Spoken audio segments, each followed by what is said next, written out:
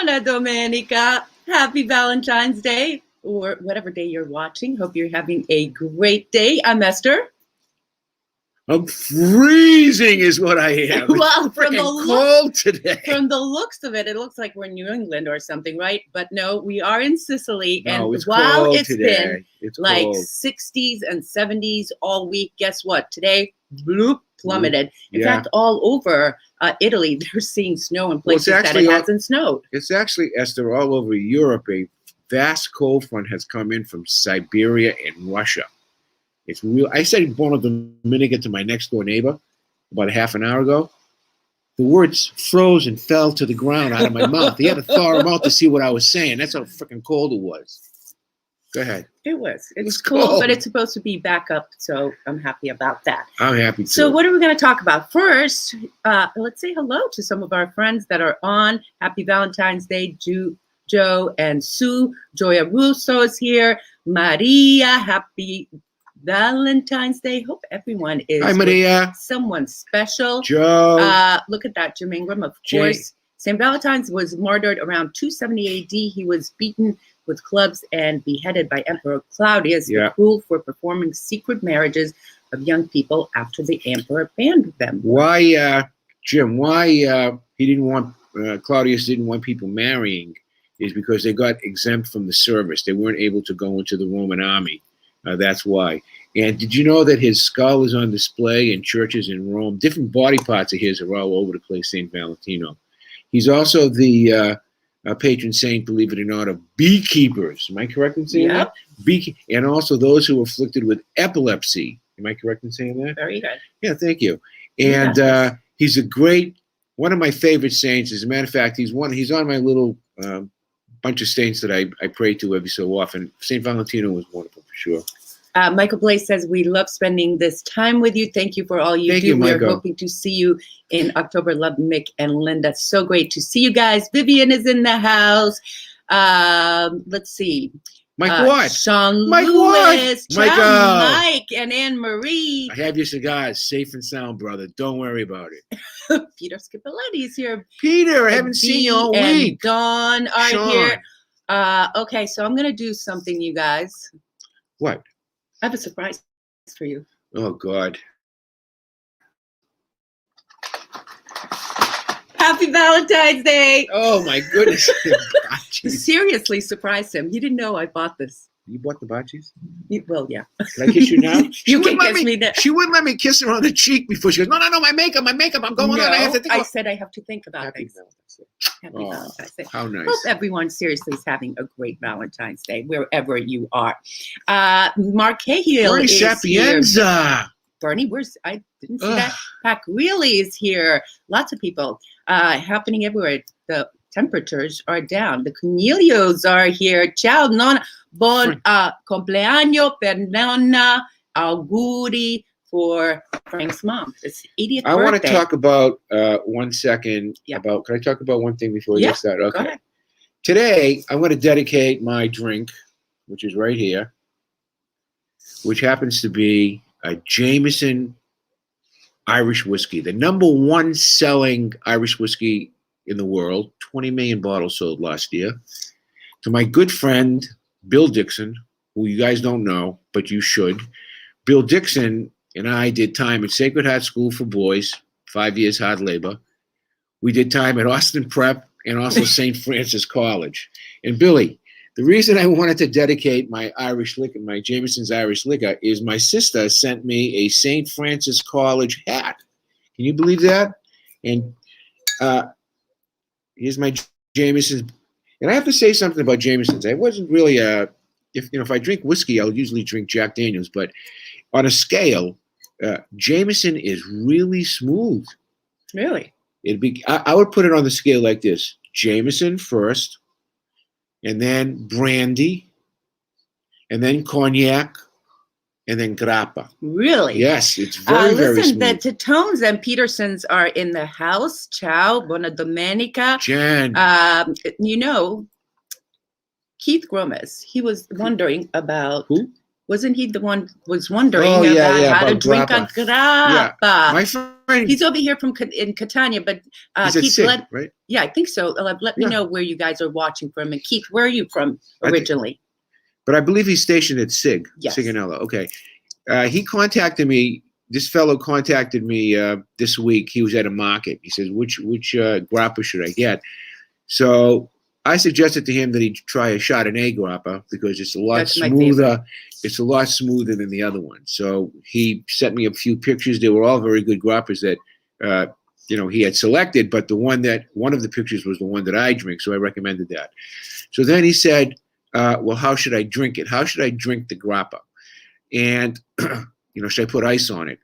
The answer is no. Don't put ice on grappa, okay?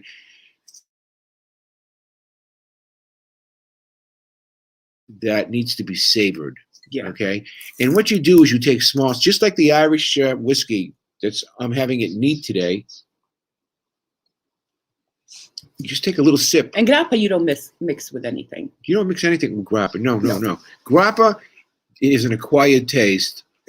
Really, because the first time you drink it, all your vocal cords get burned. The Chardonnay is really smooth. Yeah, the Chardonnay is smooth. The other stuff, the dark ones, the brown ones are rough. And he asked me, what about the Sicilian grappas? The Sicilian grappas are very rough. There's one from Etna. There's a bunch around here in Etna that make them. But the best grappas in Italy are from Venice. Usually they serve them after dinner, right? They'll come out with a tray, and it'll have definitely a limoncello or amaro and a grappa. And you take a little bit, and it cleanses your palate. It's really good. But, they also have a lot of grappa drinkers at the bars, at the local bars. Yeah. In the afternoon, the guys out of work, they'll have a grappa before they go home and deal with the wife, I guess. It's Valentine's Day. Just kidding. Jim Ingram's mama's birthday. Hey, Happy birthday, Pat Galfano. Hello, Pat, happy Valentine's Day, New York, Hudson. Let's see. Snowy Scotland over there as well. Scotland. I love Scotch too. Do you like Scotch? No, I like the single malt Scotch too. Okay, shall we move on to some of the happenings? So if you guys don't know, we have a new prime minister, Mario Draghi. Yeah. He was sworn in yesterday, him and his 23 ministers. He's got 23 ministers for his cabinet. 8 of them are women. People are very hopeful about this new government. And if you guys haven't been following it, what happened is a few weeks ago, Giuseppe Conte, the prime minister, resigned amidst a loss of confidence in both houses of the parliament. So Sergio Mattarella tapped Mario, Super Mario, as they're calling him here. And he is the former president of the European Banking Commission. So nice. And by the way, did you know he went to MIT for a while? So that's very interesting. He's a smart guy. He's considered to be a technocrat. Yeah. Most of his cabinet is as well. He's really apolitical. And that's what the problem was. Although the guys that had a band together, see, to get elected to this position, to get chosen for this position, you have to do business with the fringe left and the fringe right. So he's doing business with these people. And, they have their list of priorities. And the big issue right now, right, is how is the country going to spend the money that came from COVID? And there's certain criteria that the European Union has set forth, digitalization, environmental issues, infrastructure, and so forth. So he's been dealing and wheeling, as they say, dealing and wheeling with the left and the right. So right now he does have a coalition. I hope he does great. Go ahead, sweetheart. Finish. So right now he does have a coalition. We'll see going forward. But he comes into government. It was so interesting. I was watching the swearing in and the passing on of the guards, so to speak, from Giuseppe Conte to Draghi. It was so interesting and bizarre because it's the first time during COVID time. So no family, no press, no handshakes, no hugs. It was all mass, all very serious. We were actually in the presidential palace. I do love my Etna vino. We were actually there, huh? We were actually in the. We saw Renato Gattuso's Jim Ingram. Listen to this, La Vuccheria, the painting, the La Vuccheria that was on display. Which is explained. That's the market in Palermo. Yeah, Gattuso is reputed to be either the most famous or second famous Sicilian artist. I think the most famous one is Antonello di Messina myself, but the Renaissance painter. But this guy, we have one of those paintings. Yes, next time we should bring it out. This guy was a communist, lifelong communist, and he led the communist resistance in Rome during the Second World War, and he ended up getting elected senator for life. But he was a very famous modern artist. As a matter of fact, when he died, he had millions and millions of dollars in the bank, which, by the way, listen to this one, allegedly he had a deathbed conversion to Catholicism, to the local parish priest, and he left all his money to this guy that's allegedly a local parish priest. He saw the light, Lord. He saw the light at the last minute. All right, let's say hello to a few more people. Hey, you guys, I want to know what you're doing today. What are you eating? What did you do for your honey? Or are you doing something special for yourself? Wait a sec.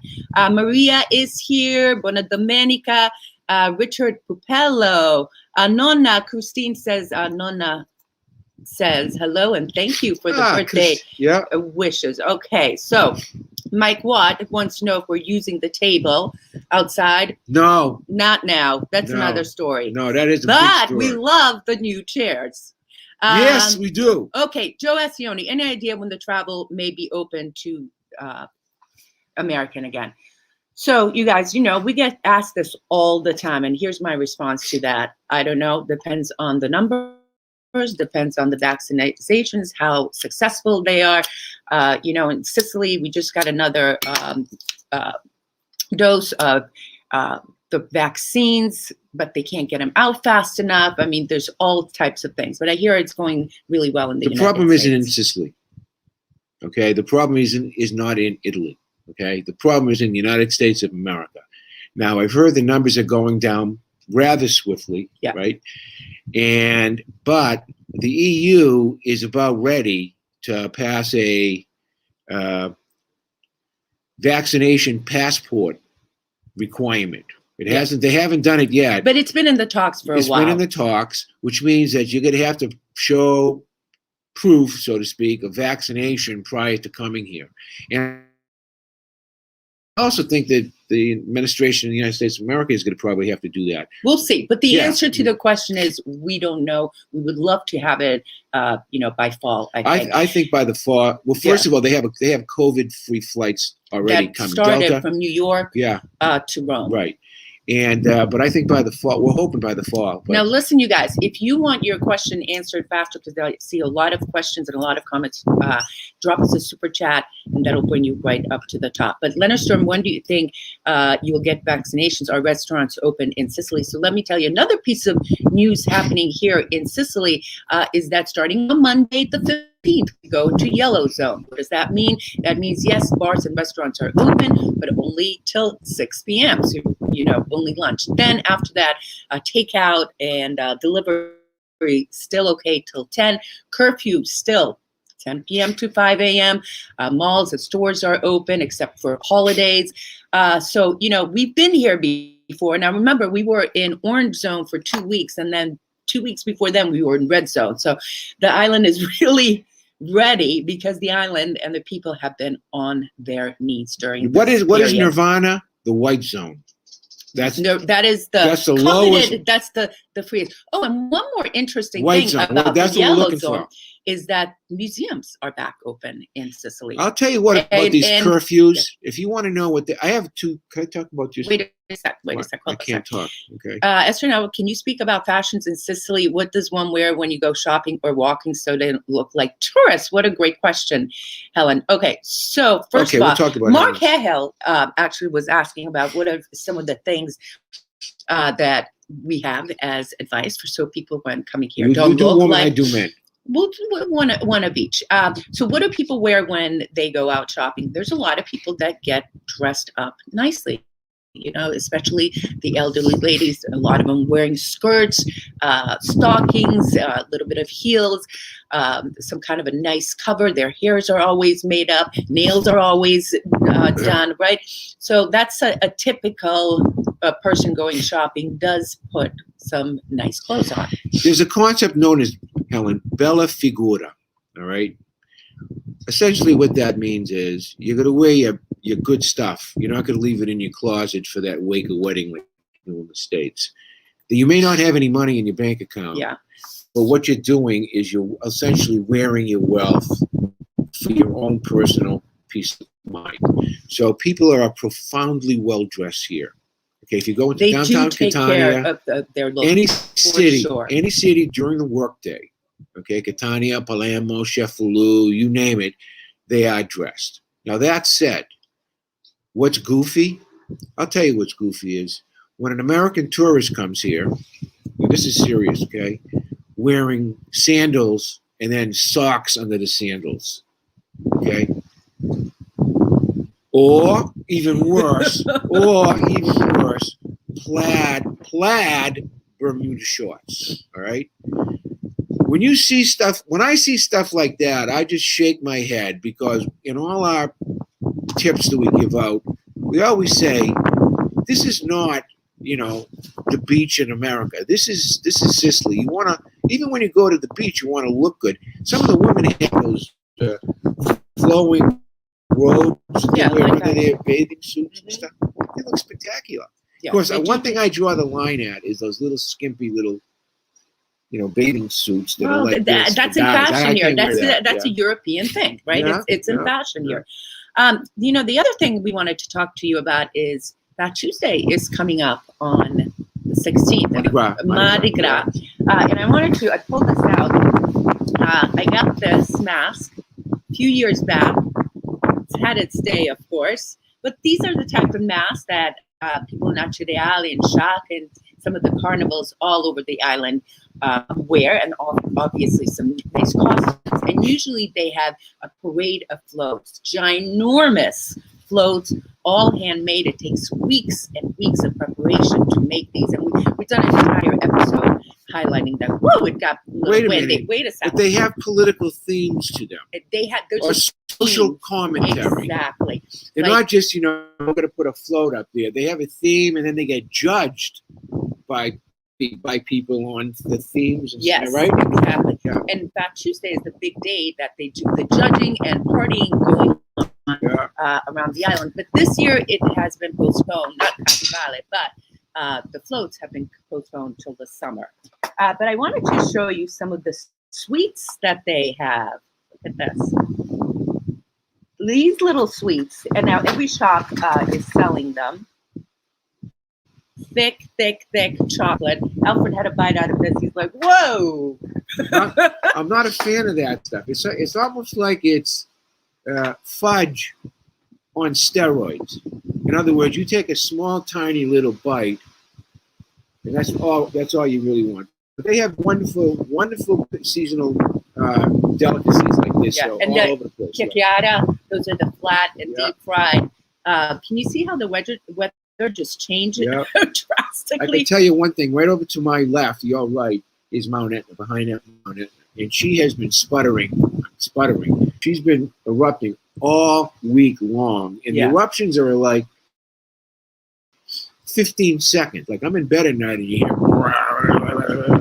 what happens is. Wait, I'm going to turn it around. You guys can look at the ash clouds. I don't know if they can see it. Yeah. But look at the wind.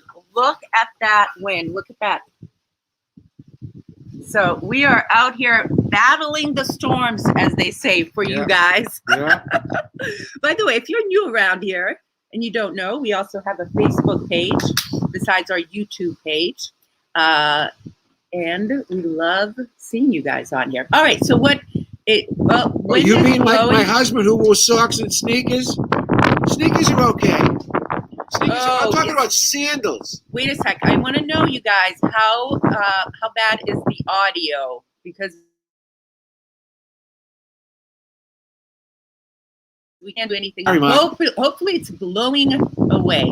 Yeah, Acciareale claims to have an oldest celebration than Venice. I think Venice is the oldest. Can we get the mic? The boom mic and put it over here? You go running, you know where it is? No, let's All right, we'll keep on going. Okay. I could sing in the intro. What color is your Speedo? Red.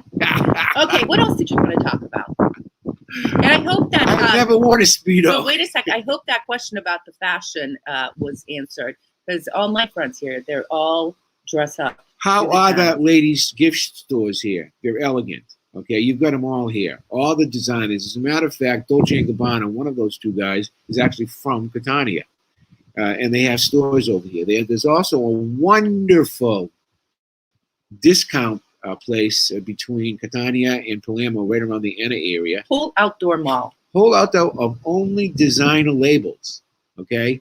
So, and you get big savings, and people come here from all over Europe in the summertime, and they load up on this stuff. It's terrific. They're terrific bargains. Elegant shoes, anything leather. Elegant shoes, belts, you know, the men's man bags. Those things are just the best in Europe, in Sicily. Okay, wait, maybe this is making too much noise. I'm hearing from people. All right, so we're going to take down. We're taking down our set right now because of the wind. Neither wind nor rain. Could stop Eszter and Alfred. That's right. Let's see what else. Could you get an authentic Easter bread recipe? I'll look for that. The answer is yeah. You're talking about, what is that called? Yeah, it's coming up. Wait. It's the braided one. And braided bread, yeah. And then there's the one with the egg in the middle. Okay. Oh, that's the uva pasqua. Uva pasqua. That's delicious. We have them in the United States. Uva pasta. Cherry asked about Sicily will open by the summer. We answered that before. We do not know. We do not know. I said we answered before. We do not know. Let us know if the audio is getting a little bit better. They wear pajamas out? What's it? They're wearing pajamas out these days? What does that mean? Patricia Pasquale. Pajamas, okay. Yeah. All right. So earlier you wanted to talk about something else. I wanted to talk about a whole bunch of stuff. We'll go. I'm giving you. Okay, so we talked a little bit about St. Valentino. We talked about Carnivale. We talked about Carnivale.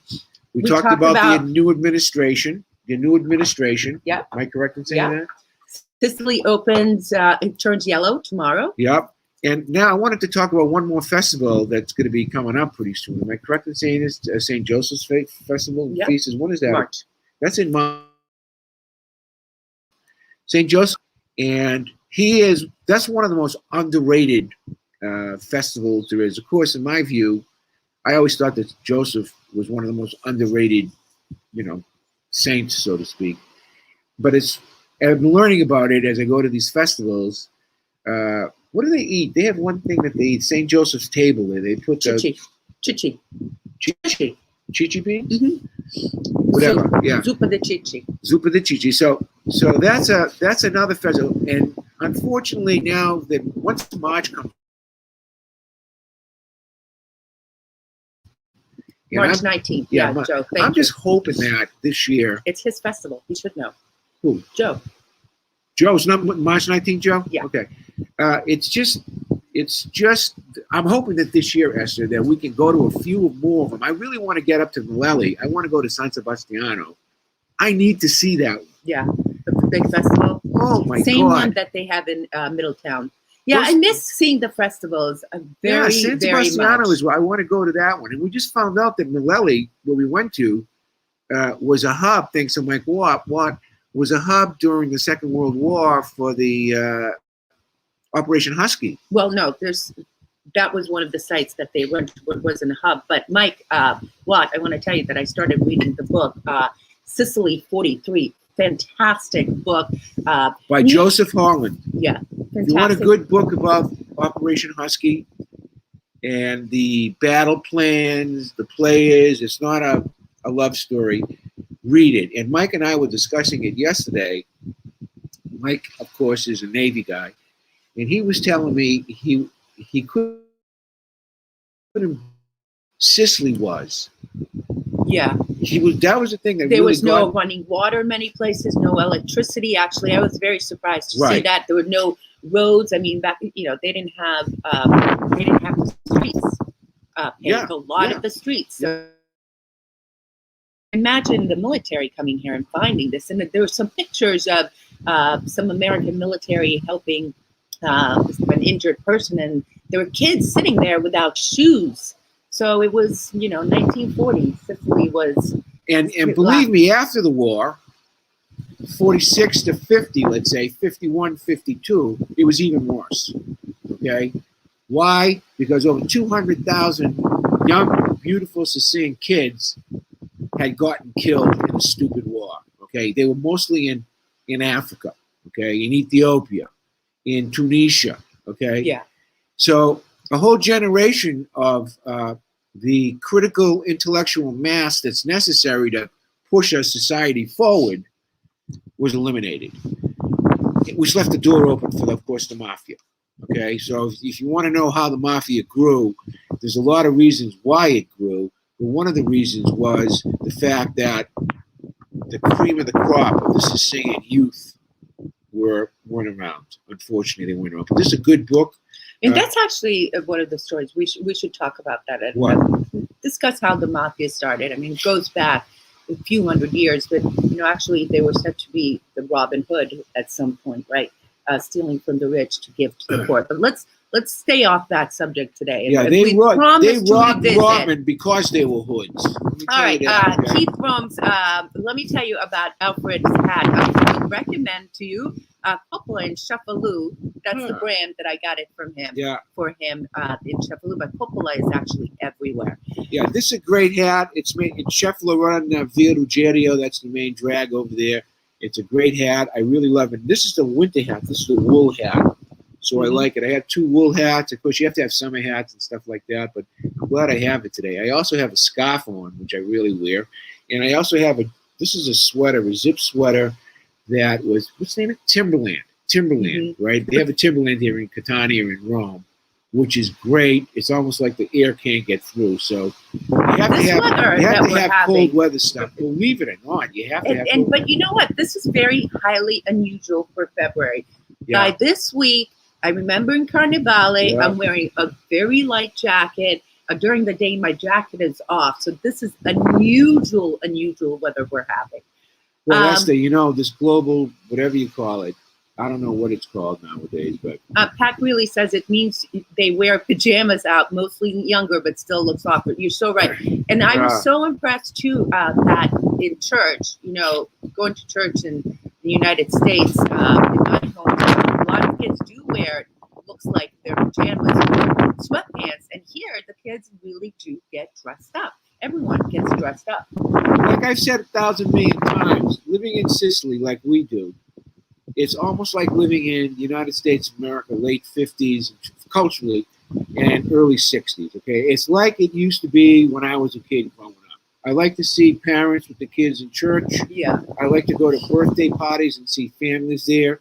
I like to see young adults, teenagers being respectful to whoever it is that they're meeting, that type of stuff.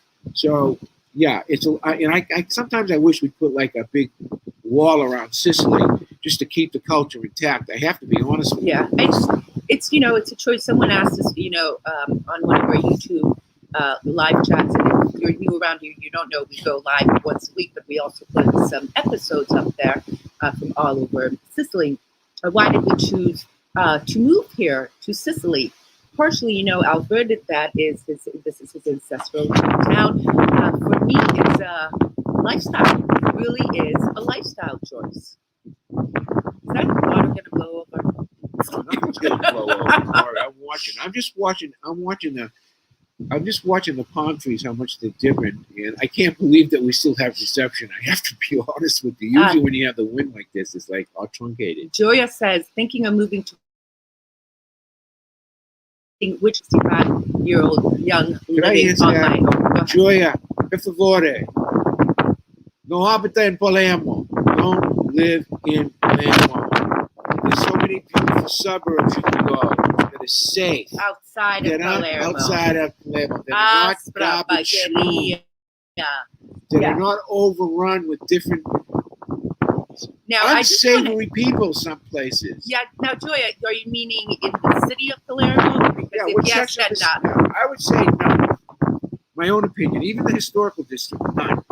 Go to, you know something that was a nice place? Aspra. Bagheria. I just said Astra, yeah. Aspra. Bagheria. Astra, Bagheria. Beautiful. Right outside, fishing village. Great places. You love it. Christine says, my parents were still living in Sicily after the war. This is Frank's talking. My father always talked about how poor his family was and how bad things were. My father came to the U.S. in 1955. Let me tell you a story that the late Nunzio DeMarco, no, Peter Messina told me. Excuse me, Frank. You just have 1 second here. You guys always ate eel. This is in the United States of America. They would always eat eel. Every time one of Peter's house, his mother was cooking eels. And the reason is because eel, they're close by the shore. So anybody can go with a net and pick them out of the sea, all right? The same thing with mussels, okay? Easy to get. If you wanted to buy a whitefish, or even if you wanted to get squid or calamari, for example, that stuff was 3 or 4 or 5 times more expensive than eel or mussels. So people ate those types of things, eel, and there's a million ways to cook them, and some of them are pretty good, but I'm not that crazy about them, because they had no money. That's why. They make do with what you have. Yeah. Right? Let me just see. Anne-Marie is here. Ciao, buon San Valentino. I saw Bernie Sapienza said you forgot rice crispelli. Yeah, so St. Joseph's rice crispelli with the honey, right? Hey, speaking about crispelis, have you seen our latest video that we did? What's it called? Foods of Sicily. I'm going to put a link in the description. Foods of Sicily. We went into our archives. We matched up our best video snippets, and we put them together into a 10-minute piece. If you're a foodie, all right, you need to watch this video because I was so hungry the whole time we were editing it. It's one of our best pieces. I say to her, it's one of our best pieces. It's one of my, It's one of, so you have to watch this video. Maria says, this is one reason I will be relocating to Venice. Sicilian traditions, respect community and culture, religion, pride, just as when I grew up. Correct. And you know what? That is so true. It's the lifestyle here. It's the respect. It's the culture.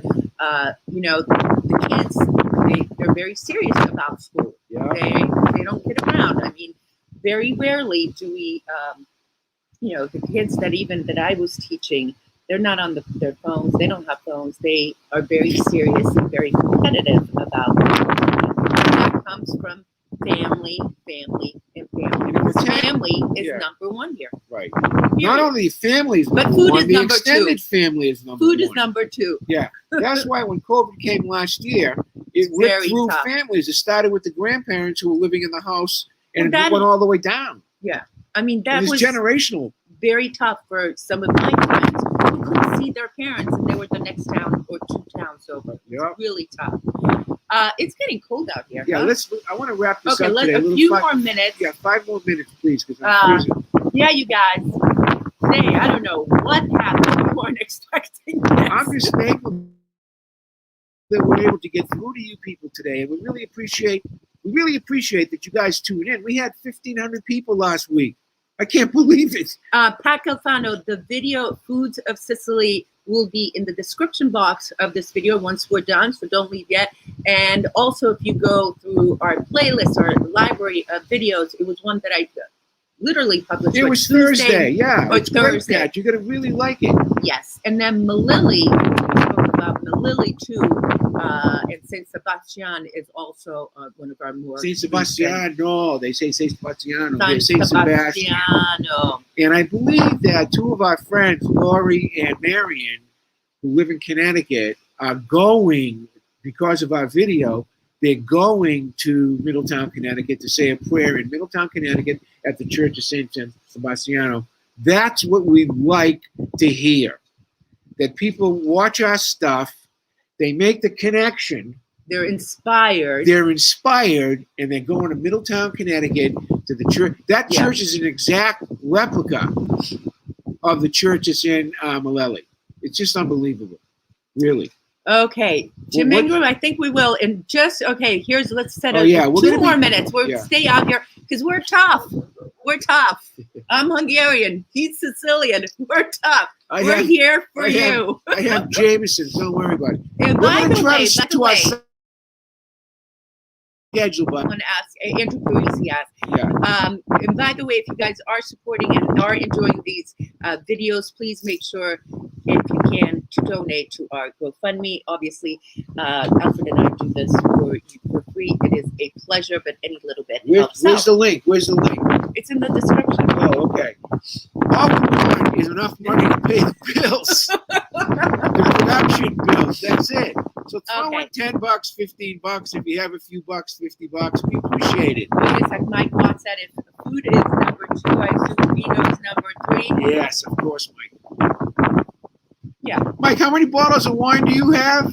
What did he say yesterday? He's a wine connoisseur. He Okay, has wait a second. hundreds of bottles. I think Alia, which is a lovely mountain town about 40 kilometers outside of Alia, is a nice place to live, but people who live there have to work, so they like to live in the city. Yeah, that happens. Mm-hmm. To me, one of the best places is Ragusa, like I said on the show a few weeks but also ago. Avila. I think Avila is great. Jeekins, if I didn't know anybody in the Castani area, I think I'd head down to Avila. Those beaches are good. But, you know what? We can't. I mean, there's just so many cities and villages and areas in Sicily that are very livable. And we talked about this in the past episode. What are our favorite places and what are criteria for those places? So that's also in our live chat library. But for me, as I mentioned, it's important for me to be far enough but close enough to the city. What? The sea must be nearby. Also, culture, friends. Can't go anywhere. Let me just give a shout out to a couple of people. Joe and Sue Ascione, they've been our loyal supporters since day one. Who else? Jimmy's been on today, right? Jimmy, my loyal, dedicated, and devoted pal, Jimmy. Mike Watt. And Anne Marie.